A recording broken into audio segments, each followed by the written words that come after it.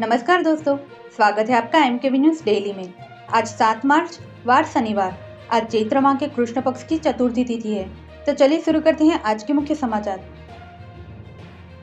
ममता बनर्जी कोलकाता के Esplanade metro channel में धरने पर बैठी है। पश्चिम बंगाल की मुख्यमंत्री ममता बनर्जी ने शुक्रवार को कोलकाता में वोटर रोल से नाम हटाने के खिलाफ धरना शुरू किया। उन्होंने आरोप लगाया कि पोस्ट एसआर प्रक्रिया के बाद मतदाता सूची से मनमाने तरीके से नाम हटाए जा रहे हैं। कोलकाता के एस्प्लेनेड मेट्रो चैनल पर शुरू हुई इस विरोध के दौरान ममता बनर्जी ने कहा कि बीजेपी और चुनाव आयोग बंगाली मतदाताओं को वोट देने से रोकने की साजिश कर रहे हैं। उन्होंने कहा कि वे इस साजिश को बेनकाब करेगी। दिल्ली में चल रहे रायसीना डायलॉग 2026 में शुक्रवार को ईरान के उप विदेश मंत्री सईद खतीबजादेह भी शामिल हुए। उन्होंने कहा, तेहरान के पास अमेरिकी और इजरायल हमले के खिलाफ देश की रक्षा के लिए बहादुरी से लड़ने के अलावा दूसरा कोई विकल्प नहीं है। हमने कसम खाई है कि देश आखिरी गोली और आखिरी सैनिक तक विरोध करेगा। कर्नाटक सरकार ने शुक्रवार को 16 साल से कम उम्र के बच्चों के लिए सोशल मीडिया के इस्तेमाल पर रोक लगाने की घोषणा की है। सीएम सिद्धारमैया ने कहा कि बच्चे में मोबाइल और सोशल मीडिया का उपयोग तेजी से बढ़ रहा है, जिससे उन पर गलत असर पड़ रहा है। मुख्यमंत्री ने 2026-27 के राज्य बजट भाषण में कहा कि इस बैन को किस तरह लागू किया जाएगा, इसकी तैयारी चल रही है। यह प्रस्ताव देश को डेटा सुरक्षा कानून, digital personal data protection act 2023 और पर्सनल डेटा प्रोटेक्शन रूल्स 2025 से भी जुड़ा है। असम के कार्बी आंगलोंग इलाके में ट्रेनिंग के दौरान रडार से गायब हुआ भारतीय वायुसेना का Sukhoi Su-30 MKI fighter jet crash हो गया है। हादसे में दोनों पायलट, स्क्वाड्रन लीडर अनुज और फ्लाइट लेफ्टिनेंट पूर्वेश दुरागर की भी मौत हो गई है। पूर्वेश ऑपरेशन सिंदूर का भी हिस्सा थे। अजीत पवार प्लेन क्रैश मामले में भतीजे रोहित का सवाल। सीआईडी ने बीएसआर के मालिक से पूछताछ की या मेहमान नवाजी की, अभी तक एफआईआर क्यों नहीं? वर्ल्ड ओबेसिटी एटलस 2026 की रिपोर्ट में मोटापा बना साइलेंट महामारी। भारत में 5 से 19 साल के बच्चों में मोटापे की दर 4.8% की दर से बढ़ रही है। राजस्थान के 15 शहरों में दिन का तापमान 35 सेल्सियस से ज्यादा। एमपी के नर्मदापुरम में भी 49 सेल्सियस, हरियाणा में भी 35 सेल्सियस, उत्तराखंड, हिमाचल में बारिश और बर्फबारी। UPSC civil service 2025 final result जारी। राजस्थान के Anuj Agnihotri topper, 958 candidate select, top 10 में 3 लड़कियां। उत्तराखंड में चारधाम यात्रा 2026 के लिए ऑनलाइन रजिस्ट्रेशन प्रोसेस शुरू हो गया है। अब श्रद्धालु घर बैठे मोबाइल, कंप्यूटर, मोबाइल ऐप या व्हाट्सएप के जरिए भी यात्रा के लिए पंजीकरण करा सकते हैं। यात्रा में शामिल होने वाले सभी श्रद्धालुओं के लिए रजिस्ट्रेशन अनिवार्य रखा गया है, ताकि प्रशासन यात्रियों की संख्या, सुरक्षा और भीड़ प्रबंधन को बेहतर तरीके से संभाल सके। 19 अप्रैल से शुरू होगी यात्रा। बॉम्बे हाईकोर्ट ने गुरुवार को मुंबई के छत्रपति शिवाजी महाराज इंटरनेशनल एयरपोर्ट के पास नमाज पढ़ने की परमिशन देने से इनकार कर दिया। कोर्ट ने कहा कि सुरक्षा से समझौता नहीं किया जा सकता और किसी भी जगह नमाज पढ़ना धार्मिक अधिकार नहीं माना जा सकता। अमेरिका, इजरायल और ईरान जंग का आज 7वां दिन है। ईरान ने इजरायल के खिलाफ मिसाइलों की 22वीं खेप दागी है। साथ ही कुवैत में मौजूद अमेरिकी सैन्य बेस को सुसाइड ड्रोन से निशाना बनाकर हमला करने का दावा किया है। इजरायल और ईरान जंग से जुड़े बड़े अपडेट्स। ट्रंप ने खामोनी के बेटे को उनका उत्तराधिकारी मानने से इनकार किया। अमेरिका इजरायल हमलों में ईरान में 1332 लोगों की मौत।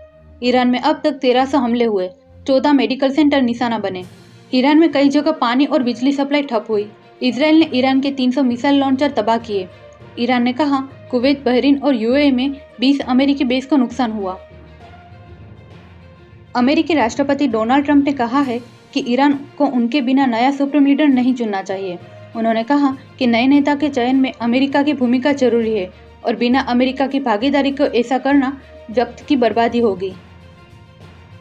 नेपाल चुनाव में भारत विरोधी ओली 8000 वोटों से पीछे, अपने घर में मिल रही हार। बालेन शाह की पार्टी आरएसपी 105 सीटों पर आगे। सेंसेक्स 1097 अंक गिरकर 78,919 पर आया। निफ्टी में 315 अंकों की गिरावट। बैंक, रियल्टी और ऑटो शेयर्स में बिकवाली। सोना 3 दिन में 8,000 सस्ता, 1,59,000 पर आया। चांदी 26,000 गिरकर 2,63,000 पर आई। 36 दिन में 1,23,000 सस्ती हुई। भारत में पेट्रोल डीजल के दाम बढ़ने का संकट फिलहाल खत्म हो गया है, क्योंकि भारत को रूस से कच्चा तेल खरीदने की शर्तों के साथ छूट मिल गई है। अमेरिकी ट्रेजरी विभाग ने भारतीय रिफाइनरी को 30 दिन का स्पेशल लाइसेंस दिया है। यह लाइसेंस 3 अप्रैल तक वैलिड रहेगा। ईरान और इजराइल जंग अगर बढ़ी तो भारत में रसोई गैस की किल्लत भी बढ़ सकती है। इस स्थिति को देखते हुए सरकार ने इमरजेंसी पावर का यूज करते हुए देश की सभी ऑयल रिफाइनरी कंपनियों को एलपीजी का उत्पादन बढ़ाने का आदेश दिया है। मिडल ईस्ट में जारी युद्ध के कारण दुनिया की सबसे महत्वपूर्ण समुद्री लाइफलाइन स्ट्रेट ऑफ हॉर्मुज में जहाज़ों की आवाजाही लगभग बंद हो गई है। जॉइंट मैरीटाइम इंफॉर्मेशन सेंटर की 6 मार्च की रिपोर्ट के मुताबिक पिछले 24 घंटों में इस रास्ते से सिर्फ 2 कमर्शियल जहाज गुजरे। ये दोनों ही मालवाहक जहाज थे। रक्षा मंत्री ने कहा, भारत की तेल गैस सप्लाई पर सीधा असर। अनिल अंबानी की रिलायंस पावर के ठिकानों पर ईडी का छापा। सुबह होने से पहले ही पहुंची 15 टीमें। बैंक कर्ज और मनी लॉन्ड्रिंग से जुड़ा है मामला। अमेरिका की इंटरनेशनल ट्रेड कोर्ट ने ट्रंप प्रशासन को आदेश दिया कि राष्ट्रपति डोनाल्ड ट्रंप द्वारा लगाए गए टैरिफ का पैसा कंपनियों को लौटाया जाए। टैरिफ से दिसंबर तक 10.79 लाख करोड़ रुपए वसूले गए थे और कुल रिफंड 14.5 लाख करोड़ तक पहुंच सकता है। जज रिचर्ड ईटन ने लंबित मामलों में टैरिफ हटाकर दोबारा कैलकुलेशन करने को कहा।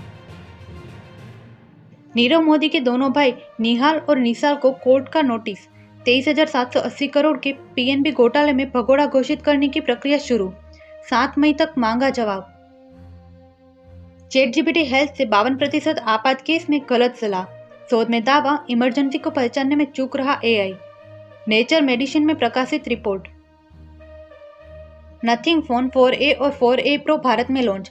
140 गुना अल्ट्रा जूम वाला 50 मेगापिक्सल कैमरा और नई ग्लिफ बार इंटरफेस। शुरुआती कीमत 31,999। इंडियन एयरफोर्स में अग्निवीर वायु भर्ती के लिए आवेदन फिर शुरू। उम्मीदवार ऑफिशियल वेबसाइट पर जाकर आवेदन कर सकते हैं। पंजाब आंगनवाड़ी में 6,110 पदों पर भर्ती के लिए आवेदन दोबारा शुरू। उम्मीदवार ऑफिशियल वेबसाइट पर जाकर आवेदन कर सकते हैं। ओडिशा पुलिस में 800 पदों पर भर्ती निकली है। इस भर्ती के लिए उम्मीदवारों को ऑफलाइन आवेदन करना होगा। सभी भर्ती कॉन्ट्रैक्ट बेसिस पर की जाएगी। रिजर्व बैंक ऑफ इंडिया में 650 वैकेंसी। लास्ट डेट 8 मार्च। उम्मीदवार ऑफिशियल वेबसाइट पर जाकर आवेदन कर सकते हैं। ऐसे ही महत्वपूर्ण खबरों के लिए MKB न्यूज़ डेली को सब्सक्राइब करें। साथ ही बेल आइकन दबाना ना भूलें। जय हिंद, जय भारत।